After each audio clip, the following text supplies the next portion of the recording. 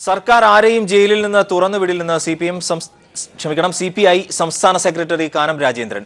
ഇപ്പോൾ പുറത്തുവരുന്ന വാർത്തകൾ ഭാവനയിൽ നിന്നും വരുന്ന കാര്യങ്ങളെന്നും കാനം ദില്ലിയിൽ പറഞ്ഞു. ഗവൺമെന്റ് ആർക്കും ശിക്ഷ ഇളവ് ചെയ്ത് കൊടുക്കാൻ തീരുമാനിച്ചിട്ടില്ല. സുപ്രീം കോടതിയുടെയും നിലവിലുള്ള നിയമങ്ങളുടെയും അടിസ്ഥാനത്തിൽ തടവുകാർക്കൊക്കെ അവരുടെ കാലാവധിയിൽ ഇളവ് അനുവദിക്കുന്നതിനുള്ള ഒരു സംവിധാനമുണ്ട്. അത് കാലാകാലങ്ങളിൽ നടന്നു വരുന്നതാണ്. അതിൻ്റെ അർത്ഥം ആരെയും പുറത്തു വിടുന്നെന്നോ തുറന്നു വിടുന്നെന്നോ അല്ല. തുറന്നു വിടാൻ ആർക്കും അധികാരമില്ല.